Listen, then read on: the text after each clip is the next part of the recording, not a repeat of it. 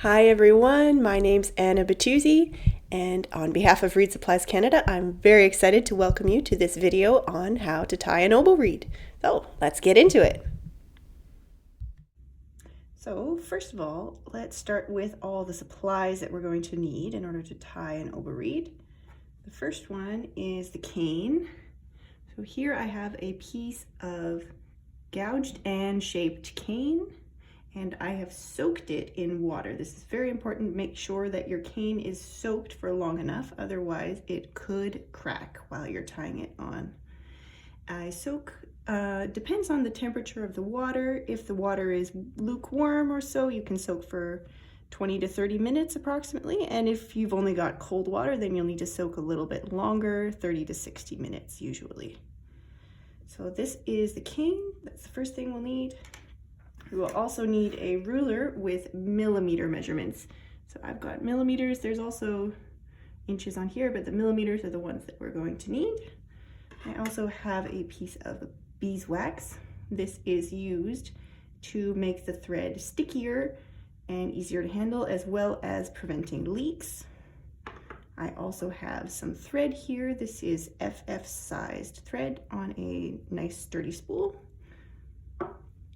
You'll also need a reed knife in order to scrape some of the cane off towards the end of the process.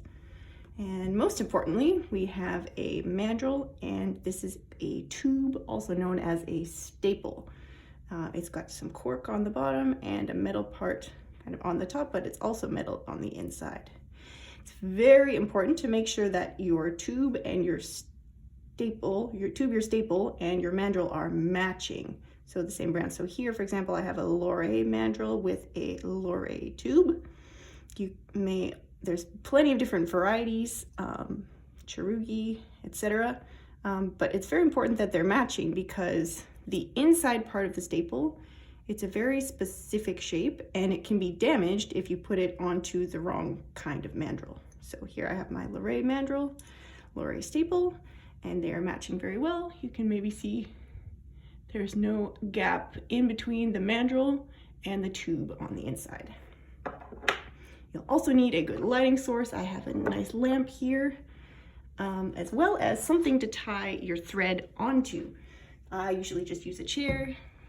You can see here, I've got a bunch of threads tied onto the side of a chair, and I will sit on the chair while I'm tying to make sure that it's not moving around. But you can also get a C-clamp, which is like this kind of a shape. It's a clamp that will clamp onto your desk. So whatever you've got, that works really well. And then, now just to prepare a little bit, we'll need to know what measurements we're going to use for tying our reed. So the first one that you'll need to know is how long your staples are. So usually in North America, the standard is 47 millimeters long. So you can just take your ruler and measure your staple. So here mine is in fact 47 millimeters long. It's also important to measure your staples when you get a new batch of staples, just to make sure they're all the same length. So 47 is the standard.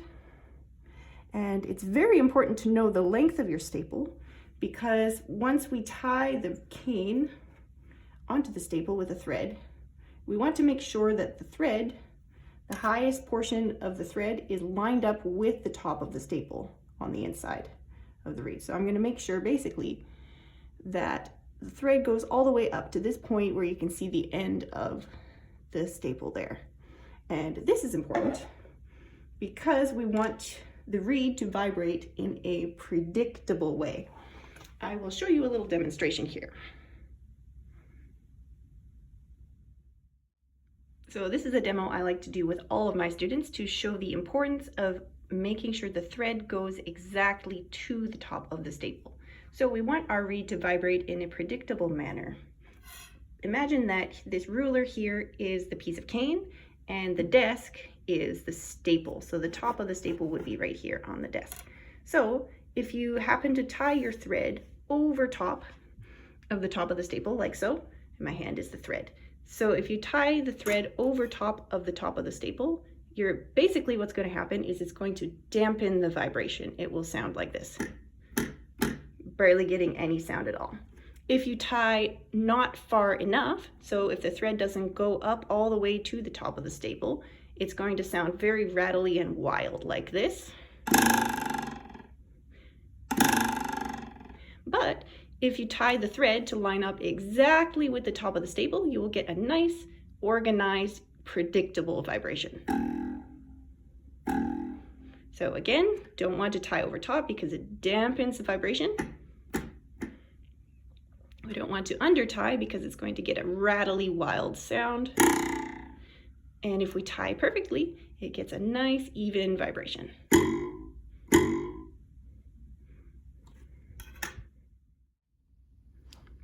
Another measurement that it's important to note is the total finished measurement of our reed.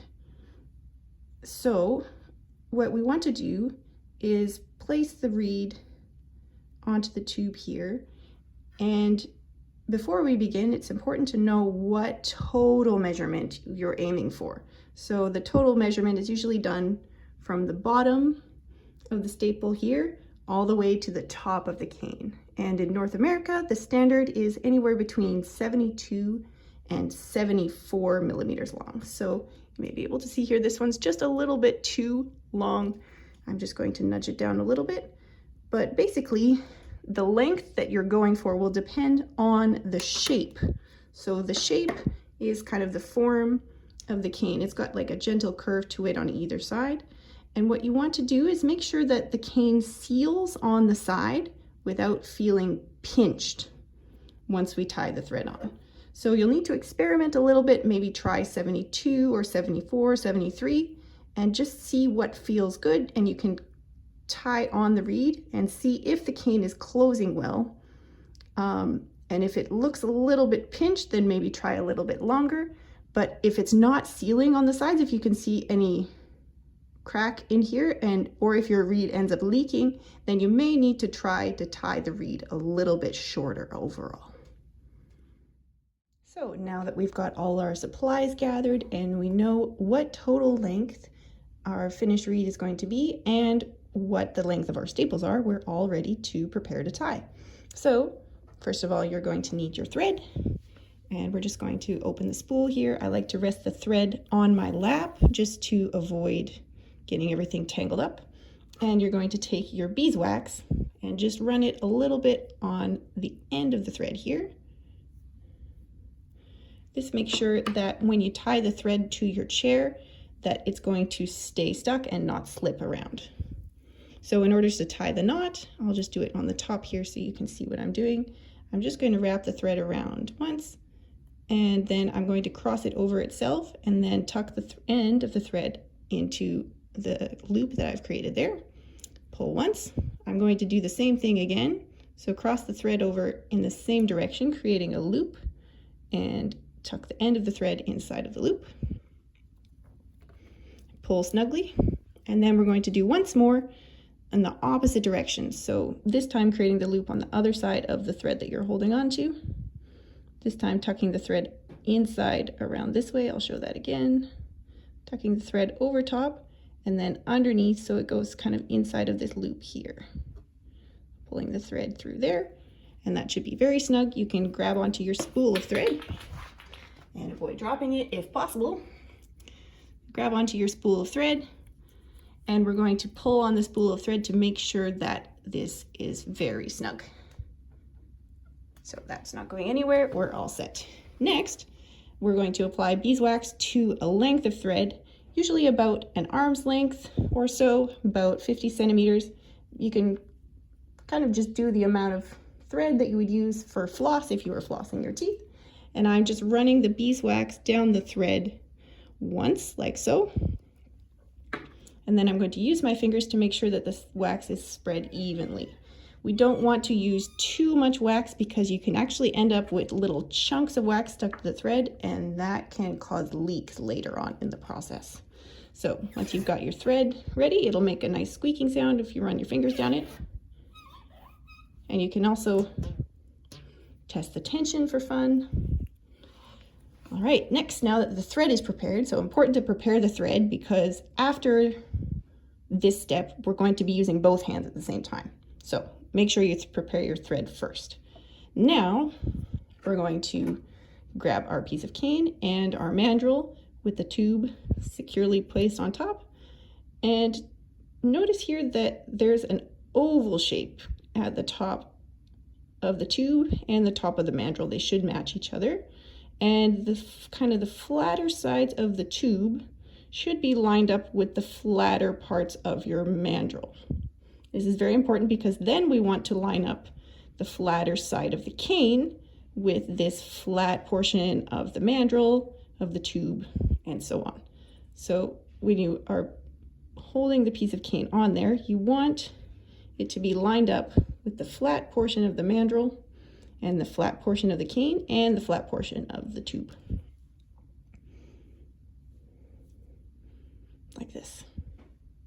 So next, put the reed on approximately where you think it might be, not too long, not too short, and you're going to pinch very securely in between your index finger and your thumb. For a left-handed person, it would look like this. So if you're left-handed, you want to hold it in your right hand, and if you are right-handed, then you want to hold the cane and the mandrel in your left hand, like this. So I'm right-handed, so everything I do will be shown for right-handed tying, but for a left-handed person, you'll just need to think everything mirror image. So now that we've got the piece of cane pinched securely between the fingers, we're just going to give it a quick measure to make sure that it's the right overall length. So mine is at 73 millimeters. That's the length that I like to tie on based on my shape. I use a Mac Pfeiffer shape. So just double check, and if you need to move it up or down, then you can do that. And then remember to pinch securely so that you know exactly how long your reed is. And then you can give it another measure just to make sure. There'll be a lot of measuring in this just to make sure, because these measurements being precise is very important. So now that we've got that there, there's a few different ways to hold on to the thread. Some people like to hold it like this, and then you can actually use your thumb like so to guide the thread around the reed. I actually like to use this little piece of leather that I have tied together because I find it gives me more control, but the thumb method works too. So I'll put this piece of leather on my finger, and I use that to kind of protect my finger, and also it gives me a really good grip against the beeswax so I can pull really strongly. All right, the next thing to remember is to make sure that your cane, staple, mandrel combo is always perpendicular to the thread. So I'm pulling the thread towards me this way, and I always want to make sure that the reed is perpendicular. So not twisting to the sides, not going up or down, just perpendicular, and this will help us avoid problems later on. So now that we're all ready to start tying our reed on, first make sure that you leave a little bit of space in between where you're grabbing on the thread and the place where the thread is tied onto. I would say at least 10 centimeters because we're going to need that later in order to finish tying the reed. So next, you can kind of line up your thread maybe a millimeter or two underneath the top of the staple. So remember, we want this thread to stop at the top of the staple. And we're just going to do a couple of loose wraps using the thumb to guide the thread. So now I can see that the thread, the top of the thread is just underneath the top of the staple. And then I'm going to pull with both hands. So I'm pulling with this hand and also pulling the reed away from the chair. This will make sure that the reed closes evenly. So I'm just going to pull gently now. And if at this point it cracks, don't worry. A little crack is actually very common. But if you get a big crack, then maybe you want to get a new piece of cane. So next, making sure to keep the reed mandrel perpendicular, I'm just going to turn the reed side to side to see if it's closed on both sides. And if it's not, you may need to tie your reed a little bit shorter overall. So now that I've got this part, you can see it's nice and closed on both sides. Now I'm going to start pulling very firmly with this hand to make sure that the reed closes. And now I'm going to do what's called the overlap thread. So what I'm going to do is take this piece of cane, and instead of it being on the top side of the reed, it's going to cross over to this side instead. I'm going to use my thumb and cross the thread over. So now it's going in this direction. And then I'm going to do 1 to 3 wraps just to make sure that everything's closing, and all the while pulling very securely with this hand. I'm pulling strongly, and then to make sure that the thread doesn't loosen itself, what I'm going to do is take my other hand, same thing as when we were pinching here. I'm going to take my other hand, put my index finger on the part of the thread right here and pinch it very strongly like this. So this finger is pushing upwards with a lot of pressure to make sure that the thread doesn't loosen. And then once that's holding, I'm kind of holding with these fingers to make sure that it's not going anywhere. Then I can release this hand. And I'm releasing it because I want to measure 2 things. First of all, measuring to make sure that it's still the desired overall length, so it's still 73 millimeters long, and also that the top of the thread is 47 millimeters long, which is the length of my staple. So since I have achieved that, I can continue tying, but if you notice your thread is a little bit over or under the top of your staple, you can just undo it and try again. So now that I know that all of my measurements are correct, I can also check that the cane is straight, it's not crooked in any way. So basically, if you pull very strongly on this part, then you can release this hand again, and then you can just flip your reed from side to side and notice if it's crooked. So I notice mine's a little bit crooked this way, so I'm just going to gently nudge it this way, and then I'll check again to make sure. Find it easier to see if it's crooked by looking at both sides. I'll go a little further. There we go. Oh, too far. So as long as you keep pulling very strongly with this hand, then you know that your thread is not going to loosen.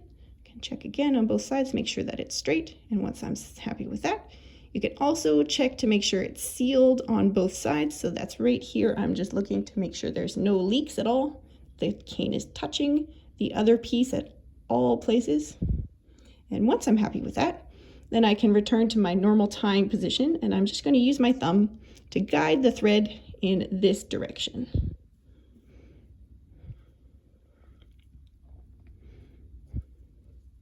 And of course, maintaining a lot of tension. You can hear how tense this thread is. I'm maintaining that tension the whole time.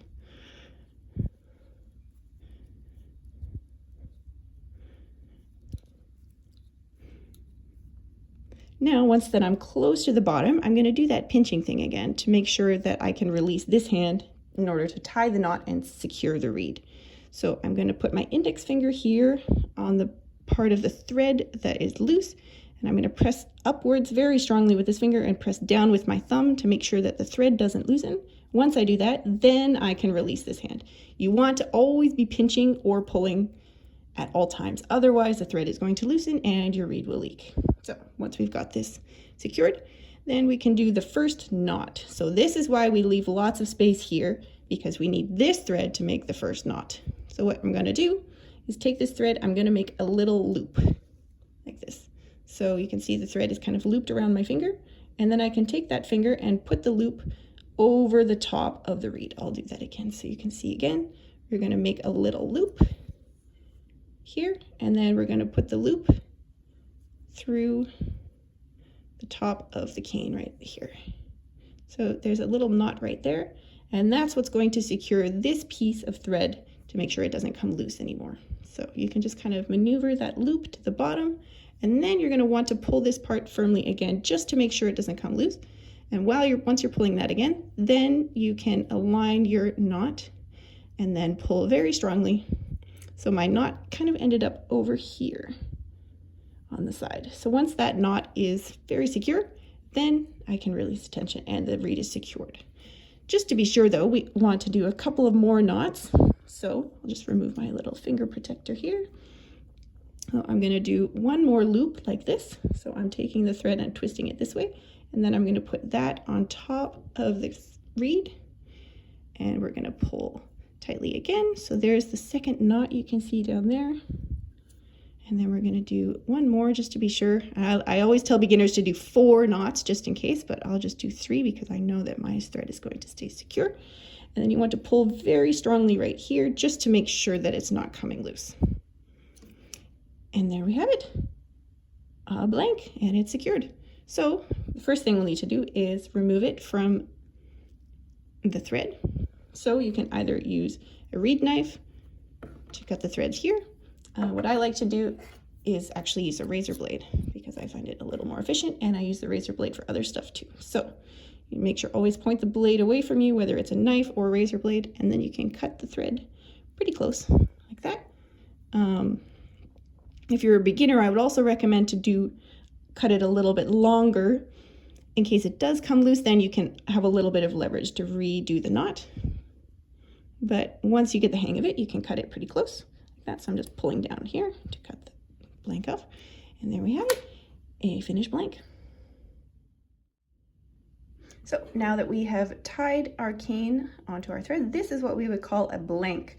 So this reed will not function yet. It's not open at the top. It's kind of folded over, so there's no opening for the air to go through and create vibration. And also the cane is just much too thick. So it will need a little bit of work before it becomes a reed that functions.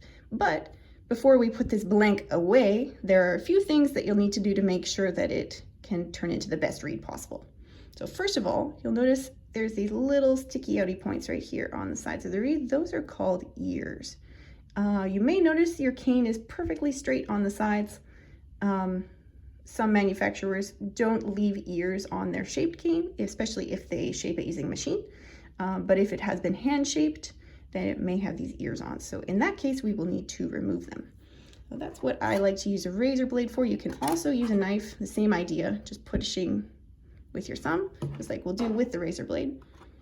But I like to use a razor blade, and I like to make sure it's basically a brand new razor blade, very sharp so that I don't damage the reed. So what we want to do is we're going to cut straight upwards. We don't want to dig into the reed at all. We just want it to be two parallel lines going up on either side.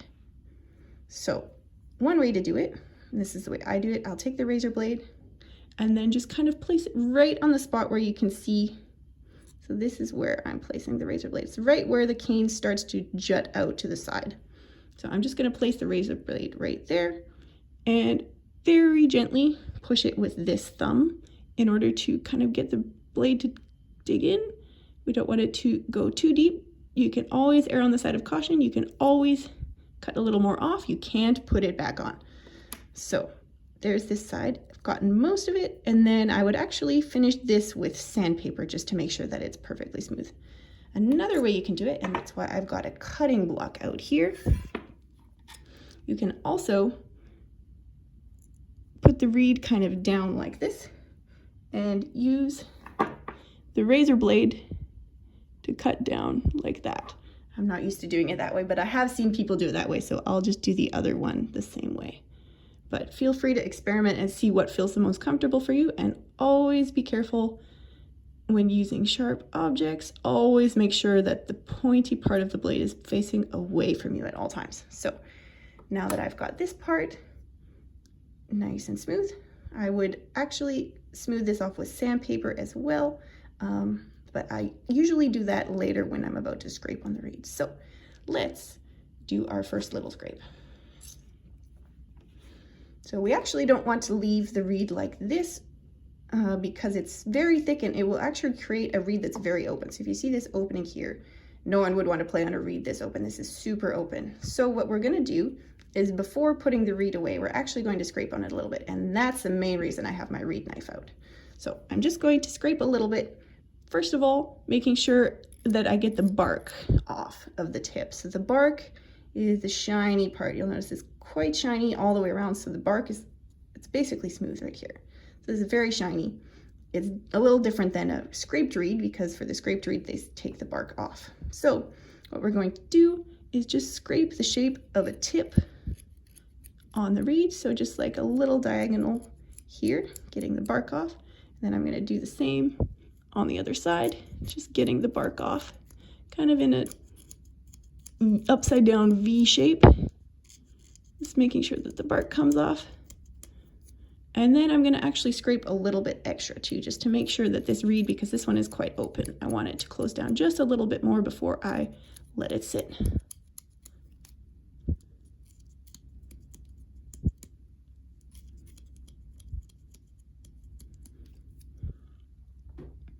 And then we're going to do the same on the other side.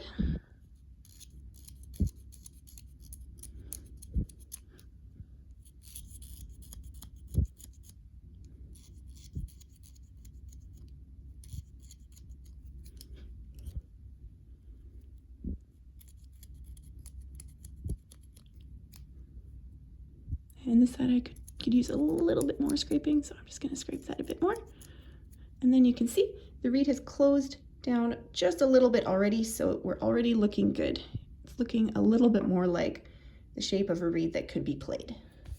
So next, just to help the cane get used to being a reed, I also like to scrape 2 little channels down the sides of the reed. So I'll show you what I mean, and then you can see. So basically I'm going to put the knife slightly at an angle and scrape. We're just scraping the bark off in 2 little channels, and this will eventually become the plateau and the windows of the reed. But we just want to get the bark off first of all, just so that the cane can get used to being in a reed-like shape.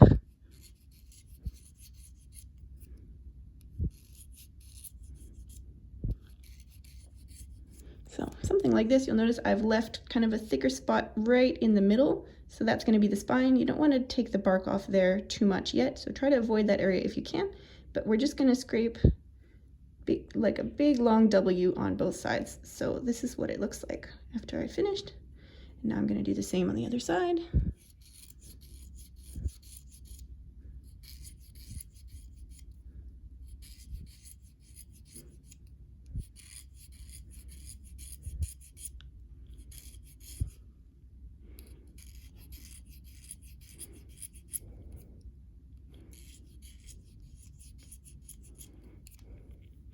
And since I want this one to be just a little bit more closed, I'm going to scrape the tip just a little bit more.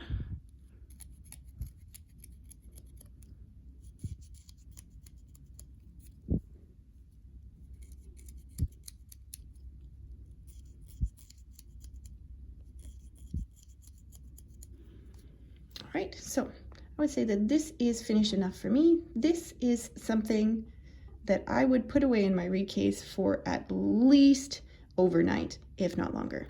So the whole idea of letting a reed sit overnight is all to do with the opening size. So if I was to cut this reed open right away and scrape it and make it into a reed that is playable, it would be very open. So if that's something that you like, if you like more open reeds, then you could definitely give that a try. Try cutting your reeds open, clipping them just like this on the cutting block, and then making them into reeds. If you like more open reeds, that's definitely something you can do. But if you like your reeds slightly more closed, then I would recommend letting them sit just to let them kind of settle down and get used to being in that shape of a reed again. So what I like to do, I actually leave my blanks for about 2 weeks at least, sometimes longer. But I would recommend beginners leave it at least 2 nights, if not longer, just so that the opening's a little bit more manageable and easier to play for a beginner. But there we have it. This is our finished blank. All right, before we go, there's just a couple more things I wanted to mention. First of all, like I mentioned earlier, sometimes your reed can crack while you are tightening the thread, and that is actually okay. So here I have, this is an English horn blank, by the way, not oboe, but here is an English horn blank that I did, and it has a little crack on it. So what you can do is, you can see I've done these like little crosshatch lines on the crack. I just made those with a razor blade or a knife, basically, and you always want to make sure that you're kind of doing this away from you, but basically, and even better if you put it on the mandrel for stability. If you notice there's a little crack, then you can just make these little crosshatch marks with a razor blade, and what that does is it prevents the crack from getting any bigger. So you'll notice I made sure to do extra little crosshatch marks right at the very top of the crack. That makes sure the crack doesn't go up any higher, but also I kind of did them towards the bottom. What that does, it just relieves some of the pressure that's built up in here that causes it to crack in the first place, and then your reed will be less likely to leak. And I also did the same. There was a little crack on the other side as well. So See some extra cross hatches right at the top to make sure the crack doesn't go any higher. And this reed has actually been sitting for a couple of weeks already, and you'll notice that the crack didn't go any higher than my cross hatch marks, so that's great. So, and the thing with a cracked reed is usually if the reed cracks like that, it means that the cane is a little bit harder or denser. And that cane, in my experience anyways, I find makes really great reeds. So not necessarily a bad thing if your reed cracks like this. If, on the other hand, you notice a crack and it goes all the way up to here or something like that, that would mean that you either haven't soaked your cane for long enough, so you could try soaking the cane a little bit longer before you tie it, or maybe you're tying your reed just a little bit too short overall. So you might want to try just a little bit longer, and then that would prevent kind of the choking that can happen right where the thread meets the cane. The other thing I wanted to mention is about slipping the cane. This is a bit of a more advanced topic, so if you're a beginner, don't worry about it. But if you're looking to kind of improve your reed making and make sure you avoid any leaks whatsoever, you can actually slip your cane. So here's the reed that we just tied. This one I've slipped the cane, and this one I have slipped the cane as well. It's another example. So basically what happens when you slip the cane, imagine that my hands are the cane. So basically, instead of making the cane touch equally on either side, we're going to put it just slightly offset, and then we're going to offset it in a way such that the thread will pull the cane into itself like this. So if the thread is going around this direction, this would be the way that you would slip it for a right-handed reed maker. So the thread is going around this way, and you're going to put the cane, like this is the top of the cane, the bottom, you put the cane a little bit like this, and then it's going to pull it into itself by nature of the force of the thread going in this direction. And if you're left-handed, then you're going to want to slip your cane in this direction, because if you're left-handed, you're going to end up tying this way. So then it will pull this piece of cane into that one, and that will create less leaks. So because I'm right-handed, you can see this piece of cane on the bottom is slightly tucked inside the one on the top. So what you're going to do, imagine the cane is like this at the start. You're basically going to move the one on this side just a little bit down and the one on this side just a little bit up. And then you're going to pull them kind of into each other when you end up tying the reed. That's the same on this one.